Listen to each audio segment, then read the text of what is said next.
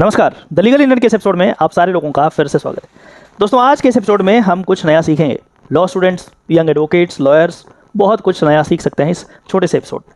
कल करीब 4:15 बजे एक व्यक्ति हमारे पास आता है, कहता है साहब ऐसा है कि मेरा घर जिसको मैंने बहुत मेहनत से बनाया है, पूरी ज़िंदगी की कमाई मैंने झोंक दी, वो कल टूट जाएगा यदि हम जल्दी कुछ नहीं करते हैं।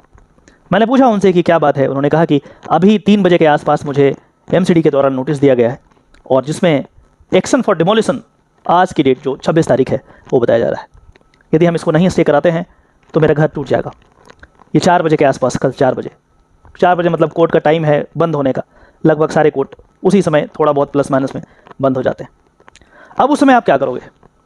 सबसे पहला काम, आप अर्जेंसी ऑफ द मैटर को समझिए। कितना अर्जेंट है कि पूरी ज़िंदगी की कमाई जिसने लगाया है घर बनाने में वो टूटने वाला है। क्या लग रहा होगा उसको, कैसा फील हो रहा होगा, उसको समझना पड़ेगा। हमने चीज़ों को देखा, जांच पड़ताल किया, कागज़ को देखा और उसके बाद ऐसा लगा कि इनको सही समय नहीं दिया गया अपने चीज़ों को कोर्ट के पास ले जाने के लिए, अपने पक्ष जो है उसको रखने के लिए। और इसलिए ये जो order, demolition order pass by the MCD is not good in law, वो तर्क संगत नहीं है, न्याय संगत नहीं है। कुछ तो करना पड़ेगा, लेकिन समय कहाँ है हमारे पास, टाइम नहीं है। रात में क्या करेंगे आप, आज तो तोड़ ही देगा। एनीवे, मैंने प्रयास किया। यहाँ पे अपीलेट ट्रिब्यूनल है, MCD का होता है, आपके स्टेट में भी होगा। हम वहाँ पे इंस्टेंट ड्राफ्टिंग किया और एक एप्लीकेशन, जल्दीबाजी में आप क्या करेंगे, एप्लीकेशन लगाएंगे किसी तरीके से रुक जाए। बंदा आ गया आपके पास तो ऐसे कैसे छोड़ दोगे यार, आपकी जिम्मेदारी है। वो आपके पास रो रहा है, गिड़गिड़ा रहा है कि साहब कुछ भी करो, रुकवा लो। बोले चलो कोई बात नहीं, ट्राई करते हैं।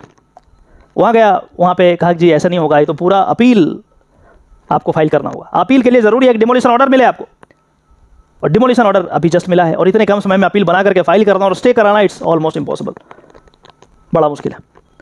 उन्होंने कहा कि जी आज तो नहीं होगा। मैं जस्ट आपको पर्सनली मेंशन किया अर्जेंसी रजिस्ट्रार के थ्रू। उन्होंने कहा कि नहीं, इस तरीके से नहीं होगा, आपको फुल प्रॉपर अपील फाइल करना पड़ेगा, जिसमें समय तो लगता। मतलब ये हुआ कि वहाँ से काम नहीं चलने वाला है। क्लाइंट जो है वो परेशान और हो गया कि जी अब तो कुछ कोई ऑप्शन नहीं है, अब तो घर टूटेगा। एक वकील हार नहीं मानता है। यदि एक वकील हार मान गया तो समझिए वकालत फिर क्या काम का। हमने कहा कि रुक जाओ, टेंशन मत लो। रात 12 बजे तक ड्राफ्टिंग किया और करीब 1 बजे के आसपास फाइलिंग किया ऑनरेबल दिल्ली हाई कोर्ट में writ petition that my house should not be demolished. Reason क्या रीजन है? क्योंकि I was not served the copy of demolition order on time. समय पे नहीं मिला, हमें कुछ दिन समय दिया जाए so that I can avail the proper remedies as per law. रात में सारे इंटर्न्स हमारे यहीं पे ऑफिस में थे, करीब 1 बजे के आसपास। मैं तो 2 बजे गया, 1 बजे के आसपास वो लोग गए। फाइलिंग किया, डायरी नंबर निकाला और मॉर्निंग 10:30 बजे या उससे कुछ देर पहले ही chief justice Delhi high court के कोर्ट में अर्जेंट मेंशनिंग के लिए डाला। फॉर्चुनेटली अलाउ हो गया और माननीय चीफ जस्टिस ने सेम डे में मैटर को ट्रांसफ़र कर दिया किसी और जज के पास कि अर्जेंटली इस मैटर को सुना जाए। उसके बाद फिर जो भी कोर्ट में लगा मैटर, वहाँ पे आर्गूमेंट हुए और फाइनली जज साहब ने बहुत लताड़ लगाया MCD वालों को। इस तरीके से मैकेनिकल ऑर्डर पास करके और आप सर्विस नहीं देते हैं तो फिर दूसरी पार्टी को पता कैसे चलेगा, and you are going to demolish the house, what is this. और फिर फाइनली उस ऑर्डर को स्टे कर दिया। मतलब बात समझने वाली यह है कि क्लाइंट सारा होप छोड़ चुका है कि अब कुछ नहीं हो सकता, कोई कुछ नहीं कर सकता, मेरा घर तो टूटना है। लेकिन वकील हिम्मत नहीं हारता है, लगे रहो, देखते हैं, ट्राई करते हैं। हमने उसको वही बोला कि सवेरे मॉर्निंग में देखेंगे, चीफ जस्टिस साहब के पास मेंशन करेंगे, देखते हैं क्या होगा। और फॉर्चुनेटली हो गया। तो यंग स्टूडेंट से, लॉ स्टूडेंट से, लॉयर से, एडवोकेट से मैं यही अपील करना चाहता हूं कि आपको हिम्मत नहीं हारना। कैसे होगा बाद में देखेंगे, आपका जो काम है वो आप टाइम पे कीजिए। आज तो मैंने स्टे करा दिया, लेकिन यदि स्टे नहीं भी होता तो आपके अंदर इतना भी एक होता है ना कि यार मैंने प्रयास नहीं किया, इस वजह से शायद इसका घर टूट गया, वो वाली फीलिंग आपके अंदर नहीं आनी चाहिए। यदि आज घर टूट भी जाता, मान लेते हैं, जो कि नहीं हुआ, तो भी ये नहीं लगता मुझे कि मैंने प्रयास नहीं किया। शाम में ट्रिब्यूनल के पास चला गया विदाउट डिले, वहाँ से नहीं हुआ। रात में 2 बजे तक फाइलिंग किया, मॉर्निंग में चीफ जस्टिस के पास मेंशन किया, उसके बाद रेगुलर बेंच में आर्गूमेंट किया, स्टे हो गया। कहने का मतलब ये हुआ कि आपको लगातार मेहनत करना पड़ेगा और मैटर का अर्जेंसी को समझना पड़ेगा कि कौन सा मैटर ज़्यादा इंपॉर्टेंट है। यहाँ पे फाइनली जब स्टे हो गया तो क्लाइंट जो है फ़ोन किया, आया मिलने, और उन्होंने कहा कि इस तरीके का तो मैंने सोचा ही नहीं था।